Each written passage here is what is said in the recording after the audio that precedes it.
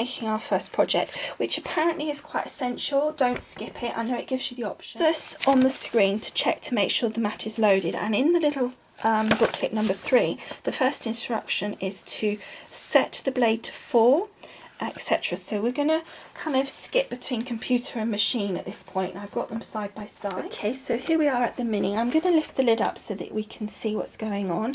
So the booklet says to set our blade to depth 4. So to set our blade depth, it is determined by this dial, as it were, on the top of the actual blade housing.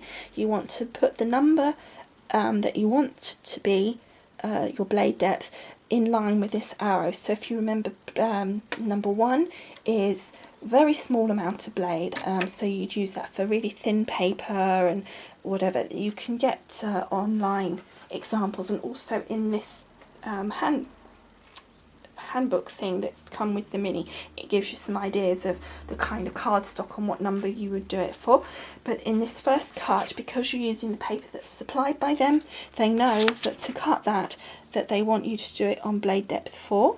So we're just going to turn this until the arrow, and it kind of clicks so you know it's in the right place, is in line there on blade depth 4. Now this little paddle here is what determines the pressure. So the blade goes down so far, and then the Mini will put more pressure or less pressure according to how you set it. Obviously the thicker the material, more pressure you want, because you need that to go pushing through the material. If it's a fine material, you need less pressure. And what it says here is we need to set the pressure to 4, and that's just by clicking this, and I have to say I'm not quite sure. Oh, there's little numbers on the top, and you just click it forward and back until the little paddle is in line with the numbers. Now I would lift you up to show you this, but to be honest, you're not going to read it because it's black on black and it will be not able to be visible on the camera. Okay, to load our mat, all we're going to do is you take off the protective layer, and then you'll place the paper on the sticky section, which is where the green is, and you want to put it so that it doesn't go beyond these big dark green lines. Okay, there we go. So that's loaded on the mat. So getting our little instructions, the next thing it says to do is actually load the mat. So all we need to do is, there's like little ridges here, I don't know if you can see them, so we're just going to pop our mat so that it's in line. There's arrows, you can load it either way with this particular mat, and then all we're going to do is use this button here, and that is load mat. Okay, and it's just moving the blade to where it wants it to be.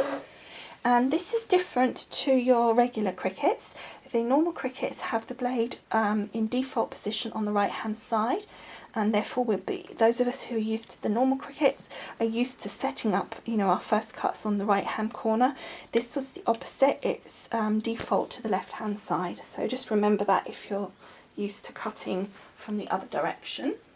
Okay, so we've now loaded our mat, and the computer had said to click continue, and the brochure is now saying to do that as well.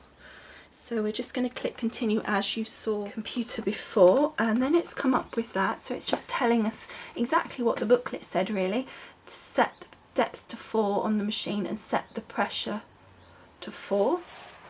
However, we haven't actually yet got anything to cut, but let's see what happens. So let's press cut. I don't think it knows what to cut, to be honest, but okay. It's cutting something, I have no idea. I think actually this might be, this I think is the thank you, because further in the brochure when it says about doing the cuts, it says if it's already cut the thank you, then skip this step. So I think this might be what that's to do with.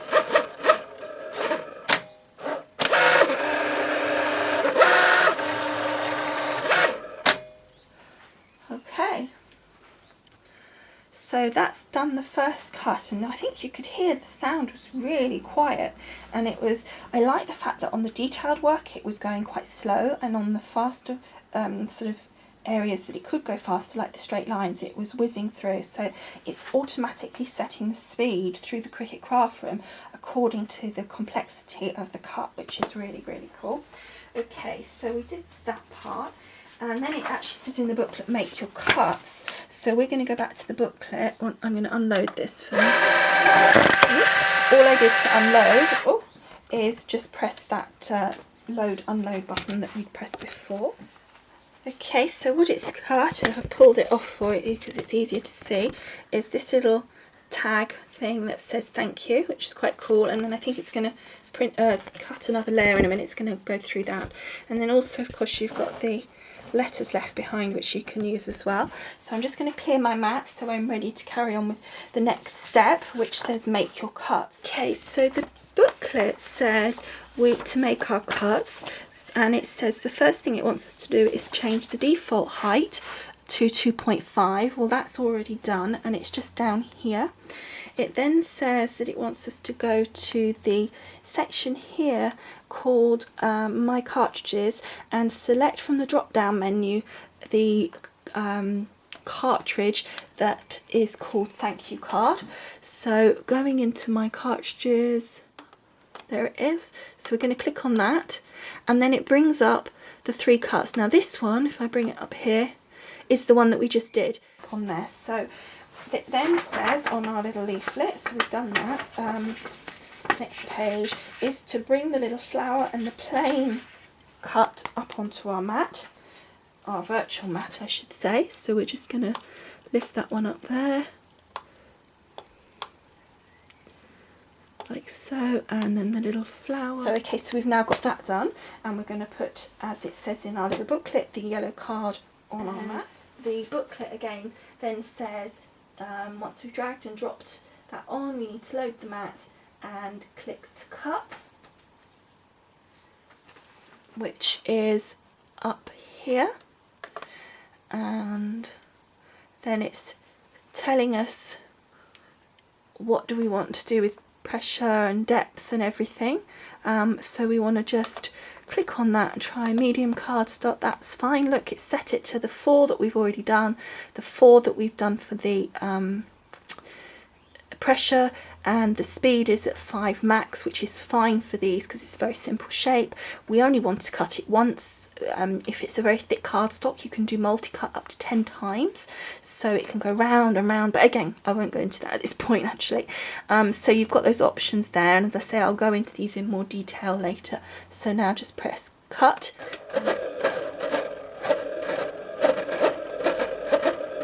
And then on the Cricut Mini, it's finished the cutting. So all we're going to do is press this button here. I love how it all lights up, and that will eject our mat. And it does all this rollering because it doesn't know where, you know, it's doing enough to take the whole mat out. I'm just going to lift that cut out, and look how beautiful and easy that was. Really nice cardstock. And then our little flower, again, didn't even need to use my spatula. Look at that, isn't that lovely? Really clean cut. Let's see if I put it against that, you can see it better. Isn't that a nice cut? Perfect. So we're going to put those to one side and go back to our instructions. So then it says click and drag the thank you shape onto the computer and click cut. But it also says that if you've already done that, I saw it somewhere, I can't see it on here now. It just basically says to adhere all the layers together. So we'll do that in a moment. Okay, so that's what it made, put together, and I think that's quite cute. And I just put a little yellow pearl in the middle of that flower, and I will keep that to put on the front of a card or something. So that's quite sweet. And as you can see, the cut is absolutely beautiful. No glitches or any notches or anything. It's come out really, really nice. I'm really impressed so far on how it cuts. So the other thing I wanted to say was that I noticed that when you finish cutting, that even when you switch it off, the blade stays where it finishes. With the other Cricuts, it goes back to the default position, which is actually on the right hand side, but in this case would have been the left. But the Mini doesn't do that, it just stays where it was. And I don't see that's a big problem. I don't think it matters at all, because as soon as you load a new mat, it will go over to the default position. That is our first cut. It means that our Mini is successfully linked to Cricut Craft Room. No problems at all, so really pleased with that. So let's have a look at Booklet 4. So Booklet 4 and 5 are just showing you that they're all about the additional artwork that you can get on Cricut Craft Room and other places, and Booklet 5 is additional information telling you about speed, customer service, blade depth, pressure, multi-cut. It's got a list here, a little table, just to give a rough idea of what pressures and speeds and blades you want to do for different materials, and what materials you can use, and just generally kind of information. On the back of all of these, by the way, it's just the foreign version. So that is the whole of our steps. We've done everything now. The only thing I haven't done is linked my Gypsy, so I'm going to try that next. That's not part of the information that you get with the Cricut Mini. That's something that they have updated on the Gypsy subsequent to the Mini coming out. I think it was about 6 months before that became available. So I think that's what we're going to see if we can do next.